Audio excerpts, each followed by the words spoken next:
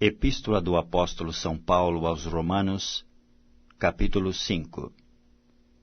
Sendo, pois, justificados pela fé, temos paz com Deus, por nosso Senhor Jesus Cristo, pelo qual também temos entrada pela fé a esta graça, na qual estamos firmes, e nos gloriamos na esperança da glória de Deus. E não somente isto, mas também nos gloriamos nas tribulações, sabendo que a tribulação produz a paciência, e a paciência a experiência, e a experiência a esperança. E a esperança não traz confusão, porquanto o amor de Deus está derramado em nossos corações pelo Espírito Santo que nos foi dado. Porque Cristo, estando nós ainda fracos, morreu a seu tempo pelos ímpios. Porque apenas alguém morrerá por um justo, pois poderá ser que pelo bom alguém ouse morrer.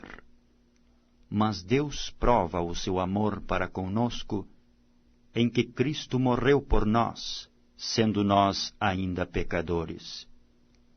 Logo, muito mais agora, sendo justificados pelo seu sangue, seremos por ele salvos da ira. Porque se nós, sendo inimigos, fomos reconciliados com Deus pela morte de seu Filho, muito mais, estando já reconciliados, seremos salvos pela sua vida. E não somente isto, mas também nos gloriamos em Deus por nosso Senhor Jesus Cristo, pelo qual agora alcançamos a reconciliação. Pelo que, como por um homem entrou o pecado no mundo, e pelo pecado a morte, assim também a morte passou a todos os homens, por isso que todos pecaram. Porque até a lei estava o pecado no mundo, mas o pecado não é imputado, não havendo lei. No entanto, a morte reinou desde Adão até Moisés, até sobre aqueles que não pecaram, à semelhança da transgressão de Adão, o qual é a figura daquele que havia de vir. Mas não é assim o dom gratuito como a ofensa.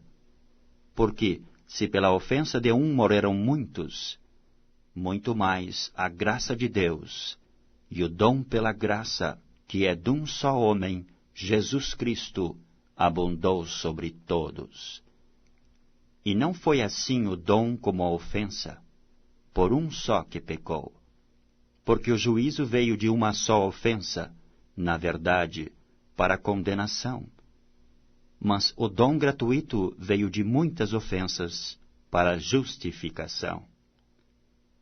Porque, se pela ofensa de um só, a morte reinou por esse, muito mais os que recebem a abundância da graça e do dom da justiça reinarão em vida por um só, Jesus Cristo. Pois, assim como por uma só ofensa veio o juízo sobre todos os homens para a condenação, assim também, por um só ato de justiça, veio a graça sobre todos os homens para a justificação de vida.